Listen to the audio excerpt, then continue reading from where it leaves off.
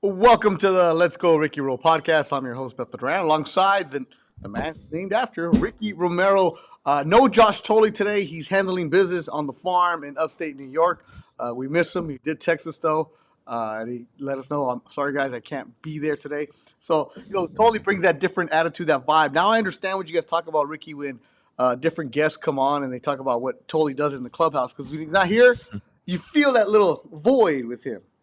Yeah, no, yeah, you definitely feel it. But again, he's out there handling some business and hopefully he's making big bucks or something. Hopefully it's not a meeting where he got in trouble or something. But no, Yep. in all seriousness, yeah, no, we've said it all along. Josh is the life of the Yeah. party. He always has been, and uh is the reason why he's on this podcast. He just brings a different flavor. Yeah, without a doubt. Now you've been busy. Okay. I I was what do I do? I've been busy too, but you were busy. You've been doing a podcast machine, man. I heard you on Avery Sports Show, our good friend in Canada. Avery does a good job with that podcast, and you guys were going back and forth with him, and that was cool. And then you do your other podcast on the Athletic, which is all Blue Jays one. You are now a media machine, Ricardo Romero. Like, what happened to you? Nah, man. Well, nah, it's well, I did that podcast. He reached out to me on social media. Listen, I get a Super lot of nice kid. requests. Super nice I kid. get a lot of requests on Twitter about doing podcasts and this and that. And I jumped on this opportunity. I figured I sometimes don't respond or I get a lot, so it's kind of hard to keep up. And I saw this one and had a little bit of time and I locked it in. We locked in a date and it was a good chat. Yeah, we talked about the Toronto Blue Jays, about a little bit about the glory days, about the current team, and it was a really good episode. And then yeah, the Athletic, obviously that's been really fun, man. I didn't realize how fun it is to actually just talk about a team and the team that I watch the most in the Toronto Blue Jays here at home. And yeah, you just find yourself talking about baseball and baseball only, which is, it's a good thing, because I feel like our podcast, Beto, and with Josh, it's such a cool vibe, and everything I hear from different people is how much they love it, how much insight they get. And then I go and do a baseball podcast about one specific team, and then you get to talk about guys, you get to talk about, like the mechanics part of it, the analytical part of it, the everything from, like, what's a pitcher thinking, and stuff that we don't like to get into here for a Mhm. reason. I go and do over there, and it's been fun. I mean, the host Drew has been awesome, and it's a good little vibe. I feel like we've meshed really good. We're about 3 or 4 episodes in, and yeah, I mean, hopefully it just continues to grow. And as far as a media guy, I don't know. I still don't consider myself a media guy, but yeah, no, it's cool. It's cool. Again, if I'm not on the field, uh if what I get to do is talk baseball in front of a camera or a microphone, then I'm all for it. Yeah, man. No, you did a good job because when I was listening to Avery's podcast, he talked about, you told the story how we started this podcast, the Let's Go Ricky Rowe, where we just went to Arizona 3 years ago, Airbnb. We had no idea what we were doing and like just record some stuff. And obviously we continue to grow and progress. And with the addition of Blue Wire helping us. And that's why when you listen to the podcast on iTunes or Spotify, you hear the commercials. We have them, which is pretty cool. So we continue to grow and evolve. And you're right. There's nothing like what we do. Now, your podcast with the Blue Jays spin rate, which is really good and detailed. But as a guy who doesn't live in Toronto or follow the Blue Jays, I got lost on some of the people you guys are talking about because I'm Mhm. not watching it day to day, but it's good information. That's why I like what we do here. Excuse me, because we just tell the stories. And last episode, when we had Dustin Garneau talking about, excuse me, man, my voice is still messed up. Talking about the catching and the evolution of what's going on. And I told you the story that I went to watch the my high school Carson against Banning softball game last week. Senior day, so our good friend Alamar, his sister is on the team, and I'm in the outfield, Rick, and some guy just comes up to me and starts talking about how Garneau and what he was talking about the catching aspect, and he's like, I had my son listen to it. And I'm like, that was cool because we don't really we do the podcast, we put it out there, we promote it, and then you just never know where it goes because, like I said, we have the people, our Blue Jays fans in the UK, we have people in Canada, people in Australia, and then to be in your own backyard and somebody comes up to you like, "Yeah, I was listening to it today, and you guys taught me so much about the catching position." I'm like, "Wait, Garneau taught us because this is like crazy what he was talking about, the Yeah, insight that we yeah. get." And it was pretty cool just to hear that kind of stuff. And hopefully he lands on his feet again, Yeah, man. It's tough being a backup catcher in the big leagues and a guy who's been a journeyman. He got designated for assignment yesterday, and you hope that another team is looking for a veteran guy because he does bring that veteran presence to a clubhouse, and he's experienced, and you could tell how passionate he is about the position. And I got to see him at Dodger Stadium. I went to Friday's game. Got to check out BP. Took both the boys with me, and that's they cool. still don't appreciate. They still don't appreciate it, so it makes me want to slap them across the head sometimes. But they They're were like, three and Daddy, what are we doing down here? Let's go home. Let's go sit in our seats. I want ice cream. I want popcorn. I want candy." And I'm like, "Bro, like, look at this." Like, yeah, to me, Beto, every time, and I've done it more than a dozen times, to watch batting practice at Dodger Stadium. But to me, there's always a certain feel when you're down there yeah, at that stadium. yeah. You know, I've been to plenty of stadiums in my life, and maybe it's because I never got to play there as a major leaguer, but it always just brings a different feel. And you can say Yeah. what you want about Dodger Stadium and the traffic, it does suck. The parking stinks. Where the stadium sits, it stinks. Um, but when you're in there, man, oh man, it's just such a different feeling. It's almost like you always get the most beautiful sunsets there, Hmm. and everything, like the field looks flawless. Shout out to Chaton Yeah, and his crew for making it look beautiful. I can't wait to see what they come up with for the All-Star game. You know how sometimes they do all these crazy things on center field or in the infield. I can't wait to see what they come up with yeah, because I'm sure it's going to look good. But there's something about going there and just watching a ball game. And I know I got to see you for a little bit before I had to leave. I mean, I'm surprised the boys lasted 4 innings. Also, credit to them. But you saw a little bit of the madness. It was like, let's go, let's go. It start like as soon as the sun went down, Diego's like, my middle child, Diego, he was like, "Hey, daddy, it's dark. It's time to go to sleep. Let's go home." Like that, just right away. And he was ready, dude. These guys were so tired. But the next day I got to sit him down and I was like, "Hey, man, like you guys need to yeah. understand how lucky you guys are and how awesome it is for me to share these moments." And Sebastian kind of gets it a little bit more, obviously. But and he asked me why, and I said because when I was your age, it meant the world to me to come here with my dad and sit in the outfield. And you guys haven't Yeah. experienced that. And I feel like when they get a little older, I want to sit out in left field pavilion or right field pavilion with Sebastian, even though he might hate me for it, but he's gonna Nah, have to wear it for you, for a few games. you gotta do. And now Dodger Stadium, the pavilion is a little different. It used to be back in the day, you had to sit there and you couldn't go anywhere. So for people who've never been to Dodger Stadium, up until a few years ago, whatever section you were in, you had to stay there. So if you were in the top Mhm. deck, you couldn't go down to the reserve. Reserve couldn't go Yeah. down to low. Now you can go anywhere you want. And it used to be the bleachers. If you were in left field, you had to stay in left field. You couldn't go in there because there was only one entry. And you couldn't. You would. It's like you're like on an island. So it's Yeah. different. It's cool. But I get what you're saying because you took your kids down there on the field and it was great. You're able to have them for BP and you're like, appreciate this. You're like, well, the kid's 6 and 3 years old. Like they don't. Mhm. Um, one thing and you're right about Dodger Stadium, it's a different look. It's a different feel. I've done a lot of baseball games all over the country and I've gone to a lot of fields and you walk in as a reporter and like, I just played in high school. That was it. But you appreciate a stadium. To Yeah. this day, anytime I step onto Dodger Stadium, you get that vibe. And I guess it's because we grew up here, Rick, because you walk Yeah. there and the first thing I always do, I always look up to the reserve section Yeah. because when you walk in through the dugout, you look up and you're like, wow, like that's where I used to sit when I was a little kid, Yeah. way up there. And Yeah. now I'm standing on the dirt. And there's many people who've never gone on the field. I mean, at Dodger Stadium for Friday night fireworks, the reason people stick around is because you get to go on the field. And our friend Chateau will tell us that people for Friday night fireworks, you see them pulling grass out of the outfield and they take that home with them, or they'll get a little scoop of dirt and they take it home with them, or they spread Or people's they drop ashes.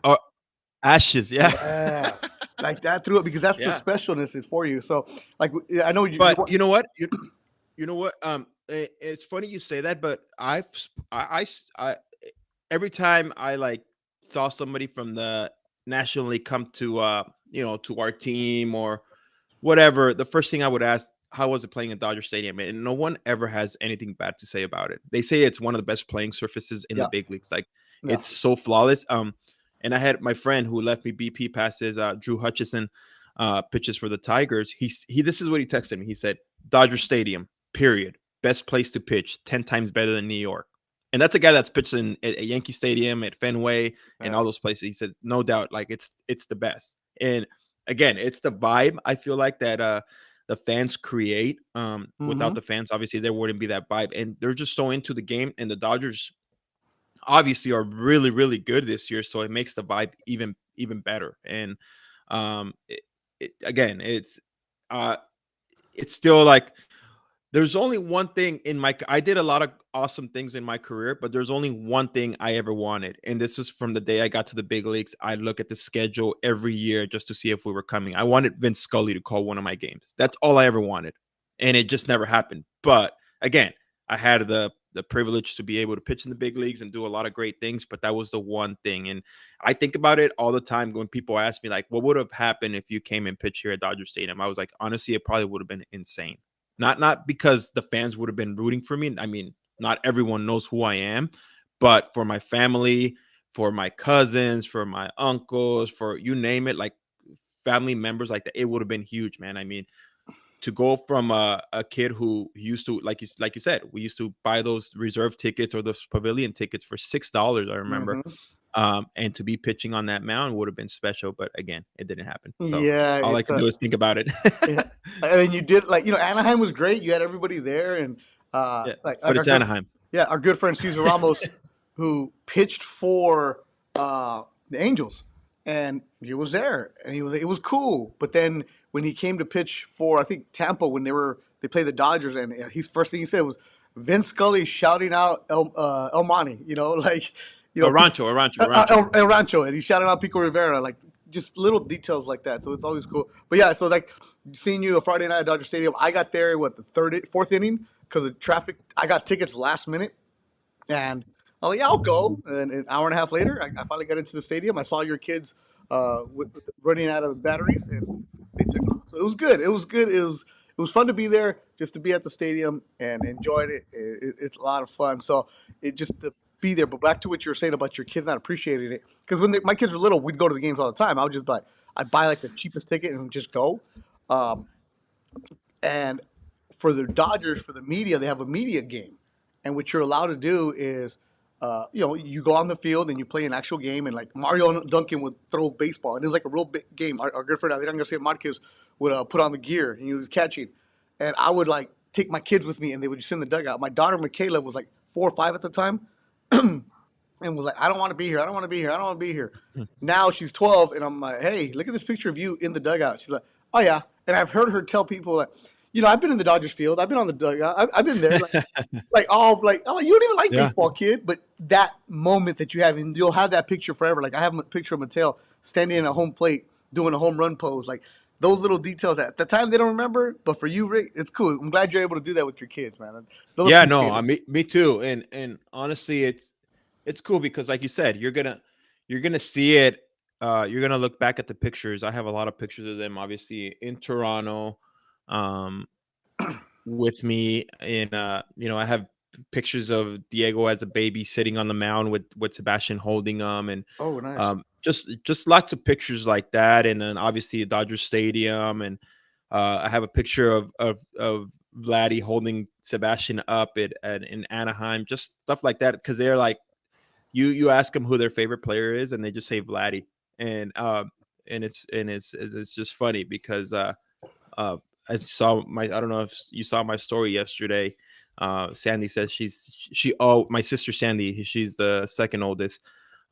She's always trying to brainwash them into being Dodger fans, and she gets really mad. She's like, "Well, you guys don't live in Toronto." And I'm like, hey, like, chill. uh, yeah, your sister's funny, man. Your sister Sandy, who Yeah, no. she's like, well, they're Mexican. I was like, Sandy, they're Canadian. These kids are Canadian. Leave them alone, bro. Leave them alone. So yeah, good stuff. But yeah, it was a Yeah. good time at Dodger Stadium. We got to go. Got to do adventure. I'm still trying to figure out a way to get to Toronto in July, Rick. I'm like looking because I'm gonna take my son back east to look at colleges, and I looked at it. It's not that expensive to fly from Boston to Toronto. I looked. It's like what's There gonna give me. isn't there a train? No, I no. don't know if there's a train. Never What's mind. gonna get me No. is the return flight from Toronto, LA. Holy smokes! That's gonna Yeah, get you. yeah. I woof. That's what's Yeah, gonna that's get me. There's two of them. Like I only have so many American points, but we'll figure it out. So hopefully in July I'm in Canada and we get to see that kind of stuff. All right. Anyways, what's going on here? Oh, here we go. All right, so we move forward as we continue to progress. You mentioned the stories of what we do and everything else, and we have fun with it. Did you see what happened with the umpires yesterday? I know it's a topic we don't want to beat up on it, but this happened yesterday. One of the no, umpires. I didn't see it. Okay, so a couple episodes ago, we really got into the story about umpires, and then people liked it, and I guess Joe West is coming out with his own podcast, so maybe we could Joe West Oh on. no. Yeah. MLB umpire Chris Fairchild yesterday made a mistake during the top of the fifth inning, a game between the Mets and Braves. He appeared to strike out Dansby Swanson. There was only one problem. Fairchild called the pitch a ball. So everybody thought it was a strike. He called it a ball. The reaction in between innings, Fairchild apologized to the pitcher. Um, he owned in Oh, between innings, the Mets and the was it Chris Braves. Bassett? Yeah, yeah, yeah. Yep, with I Chris did see that Bassett. actually. Yeah. Um, before I give my opinion, I want to hear your opinion on this. I You like it. okay? There's nothing wrong with it, man. I mean, I've had umpires apologize to me too and say, "Hey, man, like my bad." I've mentioned this in past episodes. It's these guys are human. Again, they're trying to do their work to the best of their abilities, and yes, they have their bad days. But again, we see the report cards. Me and you have been Yeah, exchanging tweets about it, and it's like the people out there are so quick to report the or tweet about the bad umpires or the bad games, but dude, you'd be amazed how many you see, 98s, yeah, 99, 100s, even 95 and above, but nobody mentions that. And as soon as an umpire fucks up, it's like, this is why we need robo umps. This is why we need robo umps. And it's like, no, man, if an umpire messed up and you go up to him and ask him politely and you're not showing him up, he'll be sometimes like we saw last night with Chris Bassett. He said, "Hey, my bad. I missed it." And no big deal. Like you move on. Hey, you tip your hat off to that. And again, like just don't let it fucking happen again.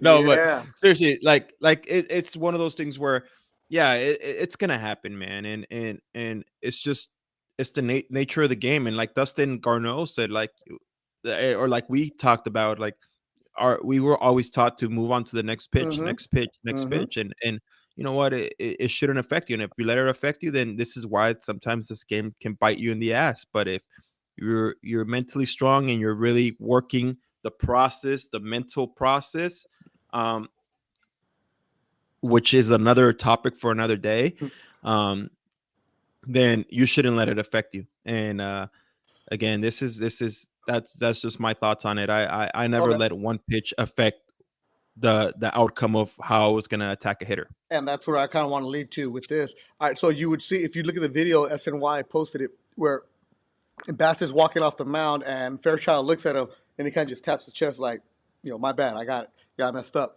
And Bassett just kind of nods his head and they move forward. And and it's real quick for everybody to judge and say, oh, this and that. Like it's hard doing that job. But I was just curious, you as a pitcher, how you would do that. And the reason I really Yeah. wanted to get into that and see you led me to it is the mental side.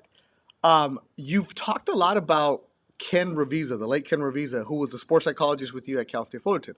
And with my son Mateo, in our group chat, I'm always asking our good friend Alex Sanabia, hey, what books do you have for my son? Because my son is a basketball player, but he's not a star basketball player. He's a grinder, and he's really into the sports psychology of it. Which kid's 16, 17 years old. I'm like, this is fascinating. I mean, I've always been the one to like send him like the quotes about stuff, or like Tim Grover, who trained Kobe and Michael Jordan, great stuff like that. But Justin Sewell, who's now the mental skills coach for the Tampa Bay Rays. I've been trying to get with Justin, and schedules don't quite help out. He has his own podcast also, but the mental side is what I want to get with you, Rick. Pitching wise, how do you take what a Ken Revisa taught you and actually implement it on the mound? Because in baseball, you're the only guy with the ball. Like, how do you transfer I that? mean, it took a lot of work. It really did, man. I mean, we started working with Ken in not my freshman year, my sophomore year, and we were off to a bad start that year. And and they brought him in. And when he first started talking, I was like, what the fuck is this? You know, I was like, what is this? And I was like, we don't even know, like, what is this? Like, I had never even learned about taking a deep breath and slowing the game down, finding a focal point. Next pitch. That was our like motto that year when we won the national championship. Next pitch, next pitch. You know what? Let's not think ahead. Let's stay in the moment, stay in the present. That was his big thing. And he didn't have like a secret recipe or anything. He just kind of brought you back down to earth. If you went 3 for 3 or if you went 0 for 3, like he wasn't, we used to call it, he used to call it, don't be a whore to the results, you know, Hmm. because if everything's going well and if you're not sticking to the process, but everything's going well, the game's going to come and bite you in the ass at one point. And one of the things Coach Horton used to say all the time was like, don't be a whore to the results. Don't let the scoreboard at the end will let you know how if you work the process or not. Hmm. And that's why I say it. Sometimes in it, even you might not win a game, but if you did the right things, then to them that was a win. And and once we kind of bought in as a team at Cal State Fullerton with that, it was like night and day. Like we were able to slow it down. Like for me, it was like I was always so like, go, go, go, go, go, go. And at times I needed to kind of step off the mound and rub the ball, take a deep breath. And then if an umpire screwed me, it was like, all right, next pitch. What am I gonna do? I'm gonna be pissed, whether it's grabbing the rosin, slamming it down. Okay, next pitch. As soon as his whole thing was like, as soon as you get on that rubber, it's I'm here, I'm present, and I'm committed to this pitch. Because if you're not, then the whole process is messed up. Huh. And that's kind of the approach that we took, man. And I succeeded with that approach. And then in Double A, I got my ass kicked. And who do I call? I call Ken. And I remember, and I miss him, man. I wish we could have him on this podcast. Yeah. Obviously, he passed away a few years ago. Like he was uh, a gem of a person. And I remember I called him. I was in Double A in New Hampshire struggling. I was like, Kenny, shit, man. I'm like struggling really, really bad. And he wasn't a guy that was gonna sympathize with you. He's like, the first thing that came out of his mouth was like, "Good. I'm glad. Good. You need to get your ass kicked. You need to get your ass kicked. You need to know what you're made out of." And I was like, "Whoa, Kenny, like shit, man. Like this is stressful." He's like, "Good. Like good. Like what are you gonna do now? What are you gonna do now?" And then he gave me the tools to be able, okay, well, are you doing this? Are you doing that? Are you doing this? Write this down, write that down. And that's kind of how I started believing in myself again. And then um obviously and through my debut, it was like a lot of it was him and being able to slow it down. And then obviously have three and a half good seasons, and then that last half season was really bad. And as much as he tried to help me right there, it was like it was such a mental grind for me in 2012 and then 13, and dealing with injuries. And once you're dealing with injuries and stuff like that, it makes it really, really tough. But yeah, man, that mental part of the game is something else. And I texted you guys this morning um about listening to the All the Smoke Shaheen Holloway podcast, and he talks a lot about that. I was pretty impressed, man. I mean, the guy took a small ass school in the NCAA tournament and freaking made them like not only a Cinderella team, but like Hmm. everyone in the country was rooting for them. And but he like talks about, he's like, give me the 2 3 star recruit, and I'm gonna turn him into a 5 star recruit, because I'm gonna make him mentally stronger, and I'm gonna make him this, and I'm gonna make him that, Yeah. and give me the guy that has the dog in him. I don't want the kid that's getting paid, 10 20,000 to get flown across the country, and think that that's it. Like, I don't have no drive. And I Yeah. was like, man, this is so true, man. Like, like, don't, like, I guess the bottom line is, don't get so caught up on the results nowadays. Like, who cares if you don't win a tournament? Who cares if you don't go 3 for 3? Who cares if you don't throw a shutout? Um, and and that type, like, it's the development, and you want to see these guys succeed. And Kenny wanted to see us succeed, but he was going to do it in a way that he wanted to see us fail. And Interesting. if he saw us fail, From the he was going to failure is see it. what you develop. Yeah, yeah, the growth. And dude, I'm telling you, we were like 15 and 16 at Cal State Fullerton, and then we go on and win a national championship. And you saw he used to carry a toilet, and where you would flush a bad inning or flush a bad at bat, and you saw guys in the dugout in Omaha flushing the toilet, like when they'd have a bad at bat. Like, To forget it. his whole thing was like, don't flush it just to flush it whenever you're ready to let it go. Don't take Uh, the don't take this out on defense. Yep, that's his book right that's there. the Heads book Up right there that Baseball. I'm showing. It's called Heads Up Baseball. Ken Revisa, Yeah, Tom Hansen, forward by Hank Aaron and Jim Abbott, playing the game one pitch at a time. So if you want to check it out, Heads Up Baseball. It's still available on Amazon. You can find that yeah. right now. That was like our Bible in college. We went back to that book anytime we were feeling shitty about our game and stuff like that. And yeah, it was cool, man. It But was an now my honor to. question is for you, Rick. You're See, this was the early 2000s when you were doing this. So Mhm. it's not like now where everybody's posting their motivational quote every single day. Like I tell my kid, like, don't be that kid who's posting the grinding, the working out motivational quote, but you're playing video games. You're not doing everything. Like, don't be that guy. Um, Also, don't be the kid that is talking about the grind, because the grind's not about just going out there and putting in the work. yeah. It's the quality of work that you're putting in. If you're gonna go out there and be like, oh yeah, I'm grinding, I'm gonna shoot 50 free throws and just fuck around, then that doesn't do anything.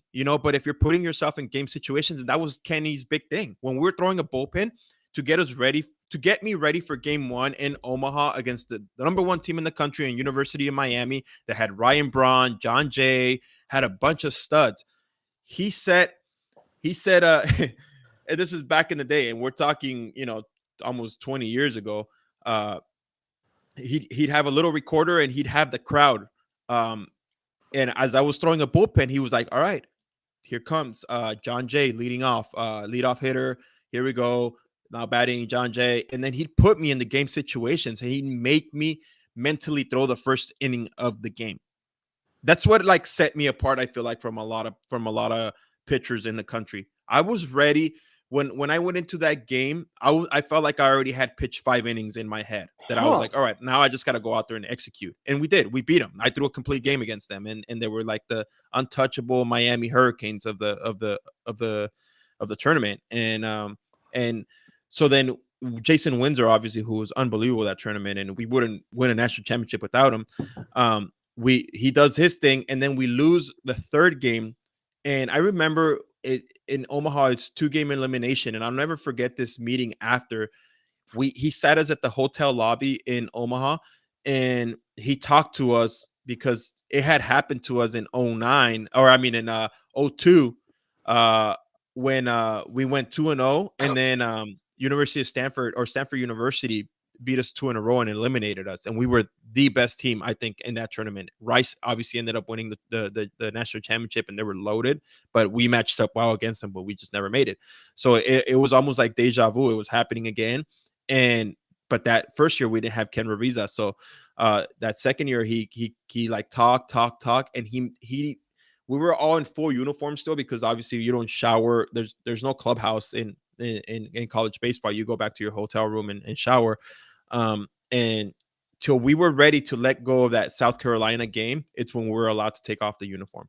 So like you saw guys sitting there, and just thinking, and it maybe some guys took 5 minutes, 10 minutes, other took 30 minutes, and when you took off your jersey, it was time to let go of the game. No more talking about it. It was on to the next game, which was University of South Carolina again because we had Huh. we ended up facing him again. But yeah, man, it was like there was so much stuff. There's so much stuff to the mental game. It's not just like, oh yeah, I'm gonna take a deep breath. No, man, it's working an actual process, and and it's pretty neat when you get to tap into that world, and actually you're successful. You're working the breath. You have a focal point. Um, Is that why you would look it, around on the mound? sometimes, yeah, yeah. Like it I, looked w- like you were I looking into the stands, but you were looking for something. Something, yeah. I always picked out usually either a sign or a flagpole because every stadium has a flagpole. The little ball on top of the flagpole, like anything that I knew would bring me like a smile inside me, or like whether it was a beer sign, like I'm like, ooh, like okay, like whatever it was, man. Like there was just always something that I would find, and if shit hit the fan, that's what I would go to. Again, Hmm. it's not all about results. And like I said, as he said it, you can't be a hoard of the results every time and just be that witty guy when everything's going well, and then that sad guy when everything's going bad. No, you need to be able to find that be even keel. The ups downs. Just continue to work the process, and good things will happen. Yeah, and the reason I wanted to ask you about this, and I was actually just going to talk to you about this, having a conversation in general, is how did you, as a young college player who had never heard of any of this, open your mind to actually accepting it? It took me Because a while. I mean, it's a little bit different now because there's so much access and information for Yeah, kids. But even then, though, you still have to be open to it. yeah, What advice would you have to like a parent whose kid is like, say, 15, 16, and starting to struggle, and then they know that something as simple as that could help them? yeah. Pick up Heads Up Baseball. Honestly, it's an easy Really? book to read. It really is. I mean, and I'm sure Ken Revisa would be proud of everything that how the game has evolved. Because, like you mentioned, Beto, there's so many sports psychologists out there. Every team carries one now, and it's so big in the sport of baseball. And again, we're talking 20 years ago. It's not even that long ago that Ken was was in this world, and he had done it for he had the coolest thing was him dealing with he put a example of heart surgeons and how he would guide them through heart surgery. And he's like, these guys are dealing with life and death. Like that's why when I talk to baseball players, it's like, oh, come on, man. Like, come on. You're worried about a game? Like I've dealt with heart surgeons and how they're gonna perform surgery, and the routine they had, the routine that he would What? set these doctors in, and just a deep breath. And dude, it was awesome listening to the story. The amount of stories that Ken Revisa had from working with heart surgeons, Olympians, and you name it, man. He did it all. And again, he was tapped into that world way before anybody was. I feel like, and this book, you don't have to read it in chapters. There's stuff that you could be like, oh, like this is where I need help, and it's got a chapter for that. And it's not a I don't I never read it from like first page to last page. It was like different things that I took from it, that I would that I would apply to my game. And everyone's different, but yeah, man. I mean, it's the again the sports is not always about winning on the field. It's about winning in the mind, and being able to apply that into just even normal life. And I know that's what it did for me, and that's what it continues to do for me. I've been very outspoken about the mental side and the mental issues that I dealt with. And from being really depressed in 2012 when shit hit the fan, and all that stuff. And at that point it was only so much Ken Revisa can do for me. But I was dealing with you know a hurt knees, and everything was just screwed up. But again, Kenny was a big part of why I was so successful in my college career, and then into my professional career. Yeah, I'm looking at some reviews. You can still buy it on Amazon right now. And one of the comments is from Hank Aaron, Hall of Famer, who said, I learned how to focus. It wasn't something I was necessarily born with. Like, that's Hank Mhm. Aaron. Like, Look at I mean, I'm sure we get a some Dodger fans who listen to this podcast, but look at Justin Turner. He's still dude. Every time I watch him on TV, he still he still to this day does that routine that Ken Revisa where he kind of stares at his bat, he looks up and down, and then he goes takes a deep breath, and then he gets in the box. And Really, that's and from Revisa's Fullerton yeah, days. dude, that was all our hitters, man. Our hitters had some kind of routine like that. Cesar Ramos, I mean, who pitched at Long Beach State, those guys, Jared Weaver, all those guys had a routine because he used to work with Long Beach State too, and which was a little bit of it was kind of funny, when we would face off against each other because I know it was really really tough on him. He wanted to see both teams succeed. But yeah, man, you mentioned those guys, and he would talk about the routines to me that Caesar had because he knew we were good friends, and just yeah, man, it was cool. Again, it was the all that stuff was fascinating to me once Yeah, I tapped into it, and then I accepted it like, oh yeah, like this is what I need, this is what I need to do to apply to my game, and this is what's important to the game. Again, it's not all about results, it's not all about like wins and losses. Nah, man, if you went out there and you worked the process, then you succeeded. yeah. It's as I'm getting older, I'm 43, and I start paying attention. They'll always say as you get older, you start appreciating, and things slow down. And you and I exchange the tweets that Tom House has. Tom House, who's in his 70s and is now talking about how go play baseball, have fun. You don't need to record everything. You don't need to win a championship ring every weekend at the age of 8. Like nobody cares who the best middle school kid is, and just the process of what's going on. And there was the kid from the grown man, 32-year-old who got called up by the Giants last week, who was in the minor leagues for 10 years, over Mm-hmm. 1,200 minor league games, and finally made his debut at the age of 32. And I went back and did research on him. The kid, or the man, was an eighth round pick coming out of Dallas Baptist. Like eighth rounder, that means they're thinking something of you. It's not Yeah. first, but they're thinking there's something in you. And to go and get to the major leagues 11 years later, like the mental aspect of what's going on, how many times did he get let go or get people to tell you to quit? That's why it's fascinating what baseball guys go through. I've dealt with football guys, cool, basketball guys, whatever. But the mental anguish that baseball guys go through because there's so much downtime, that's what's fascinating to me right now. It's Yeah, and it tells you it's not easy to make the big leagues. I don't give a shit who you are. It's not easy. oh, no, Everyone. That's why I say like it sucks when you see kids who are being pushed by their parents like at a young age, and yeah, we've tapped into this before, and it's just like he's not going to be a big leaguer overnight. It's just it's not an easy world. Like you mentioned it, you have to have some mental toughness. It's not about results and being the best player. It's about you know being able to talk to your kids and talk to them about failures, explain to them failures, and explain why sometimes things don't work out, and just that's just the way baseball is. And you know what? As I mentioned before, with Sebastian, him getting called up to a higher division and him struggling and me having to explain to him, I enjoyed that conversation. But yeah, the fact that he said, "Daddy, I'll be ready next season for it," that's all I needed to hear, and it's making him understand, not making him feel like shit and say, "Hey, man, like, come on, like, am I hard?" Like Josh has says, are we hard on our kids sometimes? Yeah, there's a little bit of tough love. Yeah, that's which is totally fine. But explain to him why you're doing certain things, yeah. and like we had a game this past weekend, and I was like, "All right, Sebastian, I want you to be a little bit And more how old is vocal." he? Like 6. Exactly.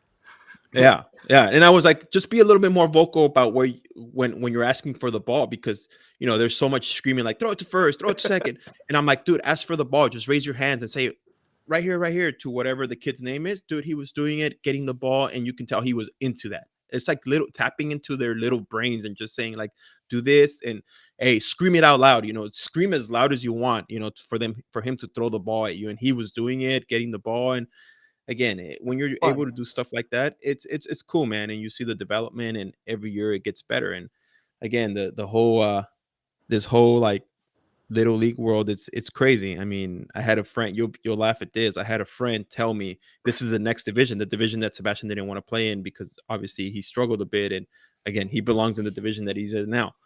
But it was just a test.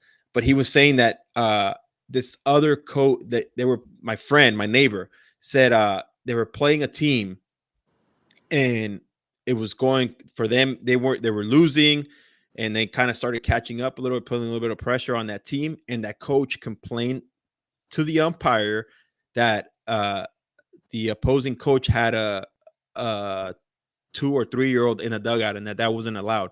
So they made the coaches like the mom's not here. Like I gotta watch him. He's not doing anything. He's just sitting in the dugout. So they made him. So he said, in principle, he's like, he took out his kid and had to go watch his kid, his baby on the sideline because the other coach didn't want him to do that. So then, not only that, they put they put the coach who complained to coach third base of this team, and he kept stopping all the kids at third base so they wouldn't score on his team. And the third thing was, what did he say? He's like, yeah, man. So then we're making a comeback. It's 8-6, bases loaded, last inning. And then he complained that to the umpire, hey, you need to stop the game because we've ran out of time. And then the game ended 8-6. And I'm like, oh my God, man. Like this coach is lucky I wasn't there coaching. Um, Because that's the type of stuff. I'm not like, obviously I'm not saying it like into violence or anything like that, yeah, but yeah. come on, man. Like What are we doing? what are we doing? Uh, Like is that win really gonna affect you? Is it not gonna let you sleep? Is it gonna let you sleep better at it night? happened, Rick. And I've told you it's gonna get worse as you get older. I just told you I the told other. Cara, I was like, there's no way I can let anybody uh um I'm like you said, I'm seeing it now and I'm like, you know what? It makes me want to coach. Yeah, Like be the head coach. Like right now I'm the assistant and yeah, and stuff like that. But as Sebastian starts moving on up, I feel like I want to be a little bit more hands-on and yeah. have a And little you'll bit do more of that. a say about what. Like I like when I saw your son Sebastian Dodge game. When I tell him like Sebastian, you had a game. He's like, yeah. I was like, what kind of snacks did we get? Oh, he told me all the snacks. What was Yeah. happening? I'm like, that's what matters, Sebastian. Yeah, but yeah, Rick. Yeah. Like when I told you that there's 6U travel teams, you didn't believe me. It's out there. Yeah. It's Yeah. ridiculous. But anyway, that's not our rant right there. It was good. I just wanted to get caught up in this and like the mind games of what goes on. It's fascinating to me. And just get a little shout out to Kim Revisa. So the book again, if Yeah. you want to see it, it's on Amazon. I just looked at it. Heads Up Baseball, Kim Revisa, Tom Hansen. So if you have a young baseball player or if you're a coach in high school, this is good. It's especially for the kids to go and figure out on their own. Like the mental side is so damn hard, and um, I had to explain to somebody last week that when you get drafted, you don't go to the major leagues right away. A friend of mine, because this person doesn't know baseball.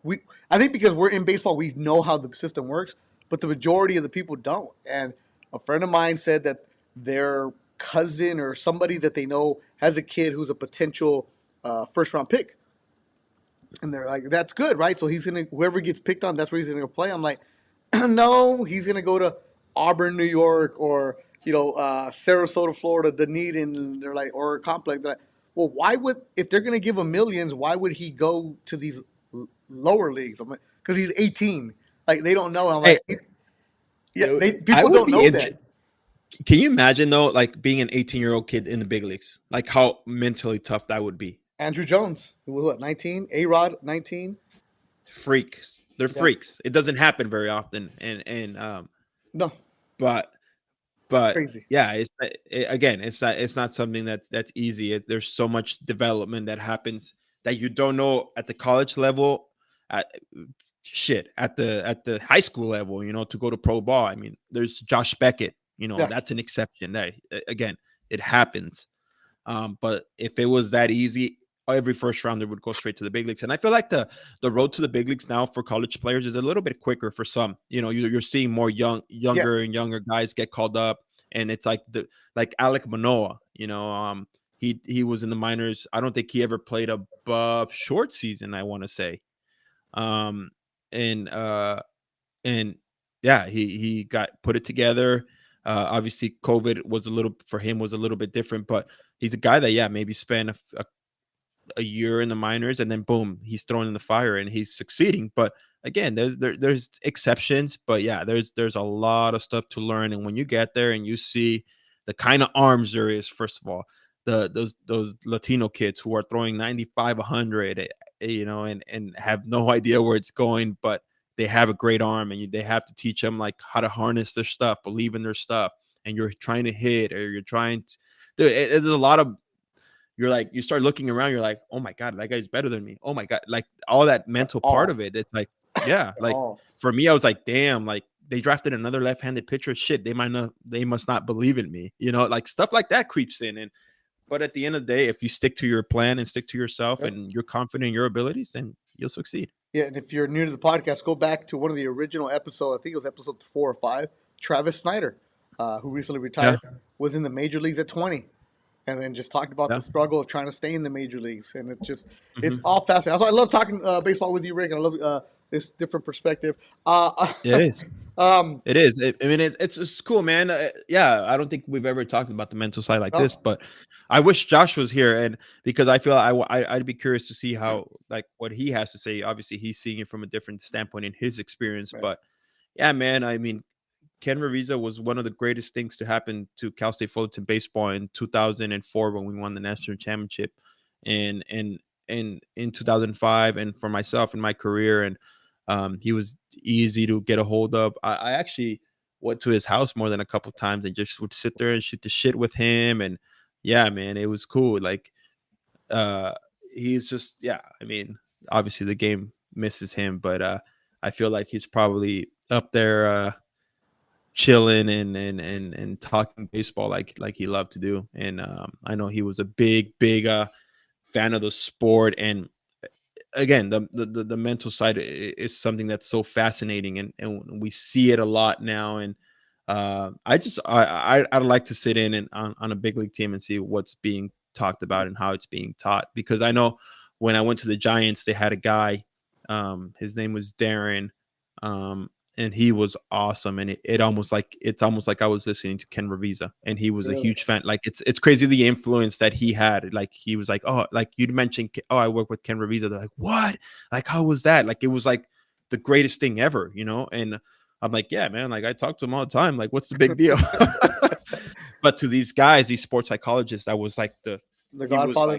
like the godfather of it all. And yeah, I mean, it's cool. It's cool. It's good that baseball is taking that step. And I know it's been more than a few years now that they have. I know the Blue Jays have a guy who played actually at Cal Poly San Luis Obispo, Jimmy Van Astron, who went into that world. And he's in the dugout with the team, and he's their mental Yeah. guy. I mean, a guy I want to get on this podcast, Beto. Honestly, Daniel Bard. He was a freaking sports psychologist with the Arizona Diamondbacks, Wait, Daniel and Bard? yeah, dude, Wait, look it up. So he was with the Boston Red Sox when I was outfielder. we were Oh, in the big pitcher. leagues. Pitcher, yeah, and he was on my USA team. And by the way, one of the most explosive arms I've ever seen in person Okay. playing catch. He threw like 100 at a University of North Carolina. He played for Team USA. He was on the same team as I was, and went to Boston, succeeded, did really well. And then he got like the mental part of it like fucked him up. Like they turned him into a starter. He couldn't throw strikes. He struggles throwing strikes. He bounced around different teams. His velocity Wait. dropped. Is this the guy who retired Retired, and he's the back? and retired. Uh, went back to school to get his degree, and or something like that. What? And he was he's a mental coach for the Arizona Diamondbacks. And I think they said he was either playing catch or started feeling good and said, you know what? I think I got it back. And then he did get it back, and now he's closing for the Colorado Rockies, dude. That guy. He Yeah. he was like the comeback player of the year a couple years ago. Yeah, him. He was a It's mental amazing. he was a mental Yeah. skills coach? Look it up. Look it up. I mean, we have I'll time look right into now. that. Yeah. I'll look But into yeah, it. man. I mean, we follow each other on Instagram, and we've messaged a few times. But yeah, that's a guy that I would. What a story! Like, first of all, this guy was like the what was he? Him and Andrew Miller were the 1-2 punch at University of South Carolina, University of North Carolina with the Tar Heels, and they were like high draft picks. And yeah, he was mental coach at the Arizona with the Wait, Arizona he Diamondbacks. was out of baseball, signed by the Diamondbacks as a franchise player mentor, like Yeah, or and something. helping out like with the mental skills side. And then he just threw for scouts 2 years later, and he got signed. I didn't know that. Wow, that's crazy. Dude, you see him on TV now. He's like throwing 98, 99, man. Crazy. It's like the old He's Daniel Bard that I saw in college. he's 36 years old. Okay. Yeah. Yeah, he played at Georgia Tech. No, North Carolina. Oh, his brother Luke UNC. went to Georgia Tech. I'm sorry. All right, yeah, dude, I love to have somebody like that on. That'd be great.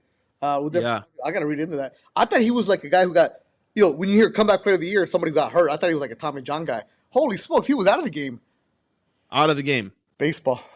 Yeah. Baseball's great. Come on, Ricardo, you got some bullets left in the arm. Nah.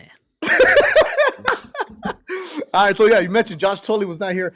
No show next week. I have to work next Tuesday. I got a fight coming up, Zurdo Ramirez.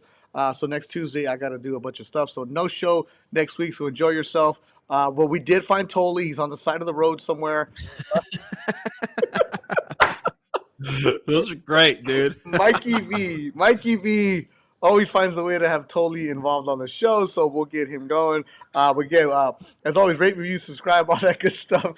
And I can't wait to send that to Thole, and he'll respond to us in 3 days from now. But yeah, a good podcast. Again, the book Ken Revisa. We'll check it out. Mikey V, thank you for watching. ELC. All brings up Kato was 9 years in the minors, of course. I love you in the hat. This is the Vancouver Canadians hat.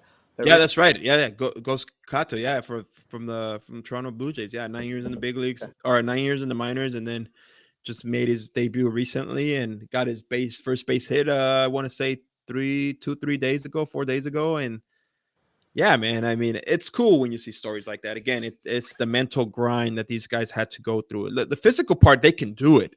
They can go out there and play with the best. There's no doubt about that. When you stick at the AA, AAA level, you can do it. It's the mental part of it, and whenever you see stories like that, I know for you and I, Beto, you see stories like that. It's like it's cool, man. It's what it's all about. I mean, again, I don't want to keep rambling on, but that kid, or not even kid, that man for the Los Angeles Lakers, how many years did he spend in the G Oh, League? Andre Ingram? Yeah. Yeah, man. And then he Yeah. became a sensation, like in LA for it probably made his whole life, Yeah. and the For a couple mental weeks. grind to be able to go through that and then put on a And he's back in Laker uniform. the G League, still doing it. All right, Still? so, yeah, still shooting, All he Wow. can do is shoot threes. Like that's what he does. Wow, that's cool. Yeah. All right. So Rick, we'll talk to you in 2 weeks. We'll talk to you guys in 2 weeks. May. When is that? May 17th. We'll talk to you. We'll have a good show. Maybe we'll get you. Let's try to get Bard or one of these mental skill guys. I love the Yeah. story, and I'll work on Joe West. Actually, All right. I want to give a shout out to the person who sent me that DM. And as always, thanks to all the people who got the stickers, the show, and everything else. This person's name is Just Me. Just Me ELC. Oh, who's watching right now? Oh, man, there's your shout out. Just Me ELC. Joe West has a podcast coming out. I know he would love to come on. Let's go, Ricky Rowe. Yeah. He's available to be a guest. So just we'll have Thole facilitate that one with Joe West. We'll figure things out. All right. As always, rate, review, subscribe. Appreciate you guys listening. Another edition of Let's Go Ricky Rowe podcast. Adios. Peace.